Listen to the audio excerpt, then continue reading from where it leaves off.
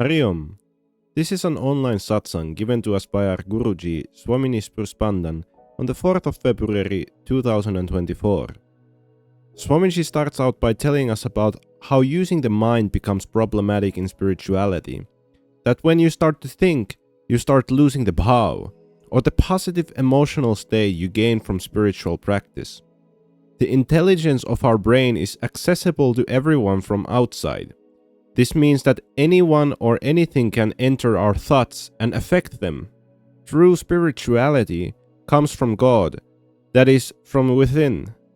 And unless we open the door for it, it will not come out. If we keep our consciousness on our hearts, this allows us to keep our hearts open for God. God cannot enter our lives through the mind. He can only enter our lives through the heart. Refrain from using your intelligence on spiritual subjects. Otherwise, you will not be able to hear God's knocking on your heart. If we keep using our intelligence in trying to understand spiritual subjects, we might start hallucinating, going crazy, and end up needing to go to a psychiatric hospital. But if that kind of madness sparks toward God from within, well, those kinds of people we always want to go near, isn't it? So that we may have even some droplets of their fearlessness. That madness is a liberating force to which spiritual seekers are naturally drawn to. If that madness happens in the mind, the exact opposite is true.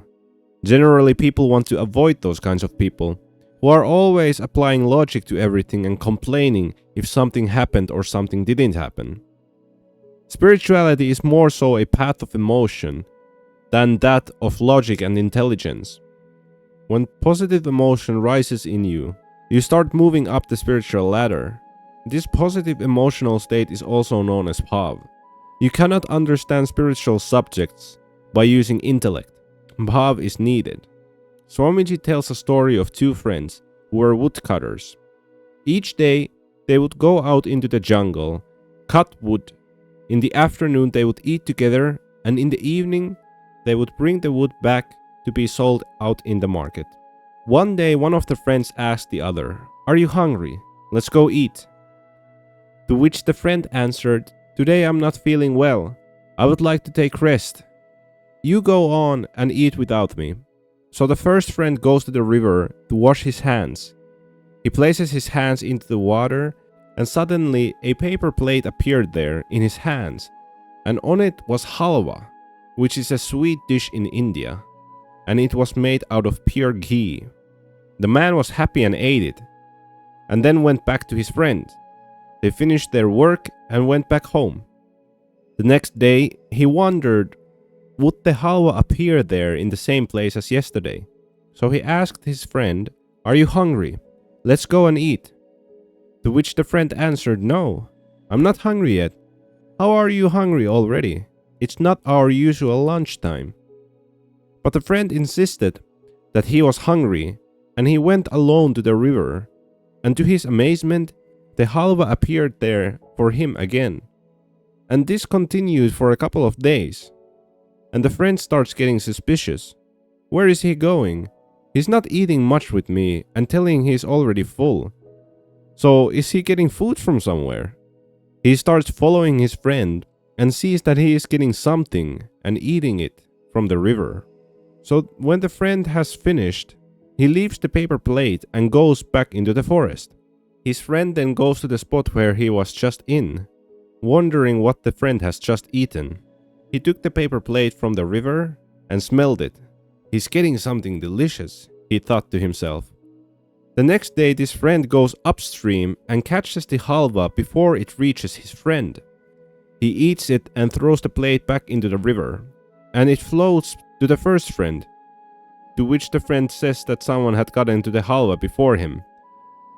Next day, I better go upstream to catch it before anyone else does. And this way they start alternating going up the stream, eating halwa and throwing the empty plate into the river for the other one to find out. Finally, after some days, one of them says something, and they decide to go and investigate the source of this halwa. So they start following the river upstream, and they come across a queen with her servants. and in her hands is the same paper plate with halva. She does some puja, a ritual, prays, and then lets the paper plate down into the river. The two woodcutters go to the queen and ask her that why doesn't she send 2 plates of halva down the river? Now only one of us gets to eat that halva every day. The queen was surprised to hear this and asked them that who told you I'm sending this halva for you to eat? And the friends say that no one. The halva has just been floating there and we've been eating it. The queen says that it's for something else and starts explaining that king has fallen ill and he has a sizable boil on his behind. The court physician has instructed us to apply this halva on his bum. Then take it off, do a small puja and offer it to the river. So the 2 friends, upon hearing this, start gagging, feeling disgusted and restless, scraping their tongues with whatever they can find to clean them. The moral of this story is that one shouldn't dig too deep into spirituality with your intellect, because otherwise you will come across similar things which will distract you from your bhakti or devotion. It is better to follow your bhav, positive emotion, than digging too deep. You will start finding faults which will halt your progress. When you do service to another, or when you are doing seva to a Mahatma, you should consider it that the service is being done to God, not the body. When you're too focused on the body, like where is this person from, who are his parents, etc., you will start finding faults and fail to see the divinity behind that person. Swamiji gives an example of Buddha and his disciple Anand, who was so stuck with Buddha's material form that he failed to see the essence of Buddha until he had left his body. Only then was Anand able to realize Buddha's true meaning. Before that, he was obsessive over what Buddha was doing and how he was doing it, how he walked or talked or slept, etc. When the body of Buddha was no more, then only did Anand realize the truth, that is, became enlightened. Swamiji tells one more story of a Mahatma and 2 sadhus. There was one ashram where these sadhus were living. Whenever people would be visiting them, these sadhus would be looking at them, how they are earning their income, what is their social status, what is their creed, their background, etc. So God wanted to give them a lesson and sends a Mahatma to this ashram. These 2 sadhus start questioning this Mahatma. Where is he from and what can he do? To which the Mahatma says that he can bring you that which you would like to have. So these sadhus said that they want malpua, which is an Indian sweet, pancake-like dish. And the Mahatma made it so that some malpuas came to these sadhus and the sadhus ate them. But the sadhus weren't satisfied and got greedy and said that they want more of these malpuas. To which the Mahatma said, okay, I will get you lots of malpuas. And those malpuas came to them. Swamiji says that it is okay to eat some amount of sweet things, but not too much at once. Like you can eat a little bit of ice cream, but not the whole family-sized packet at once. These sadhus just wanted to eat more. So they ate and slept. And in the morning they really needed to go to the toilet. In those days, there weren't inbuilt toilets, so they had to go outside. And typically, people would go outside of the village to do their business. So the sadhus go to the south direction, where there was a colony of Valmiki people, which is a caste of people in India who were typically known for doing such jobs as cleaning, etc. Some people consider them to be lower because of the work they do, and so was the case for these sadhus also. When they were passing this colony, they overhear conversation from people living there that yesterday they had made some malpuas as an offering to God, and those malpuas had disappeared.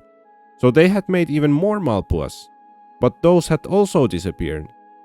Which kind of magic was involved in this disappearance? They don't know. Upon hearing this, the sadhus start feeling remorseful and start to repent that why had they asked for more malpuas and not been content with the first ones. Now they had eaten all the malpuas from these people. So this story serves as a lesson not to go too deep into these spiritual sources and just enjoy them normally. When you start digging too much, judgment starts, mind activity starts, craziness starts, and all the enjoyment goes away.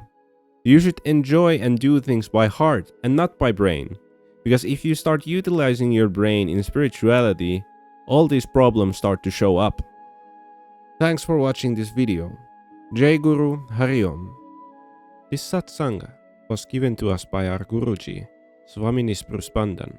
It was translated from Hindi to English, so it is possible that there are some shortcomings in the translation. If you have any questions or something was difficult to understand, please leave them in the comment section below. If you would like to be initiated into Kriya Yoga, you can contact us in our email nispruhyogkriyayog@gmail.com or by WhatsApp with the numbers +358 451 304884 in English and Finnish, or through the number +358 406 310499 in English and Hindi. This was the Nispruhyog Kriyayog team. Jai Guru Hari Om.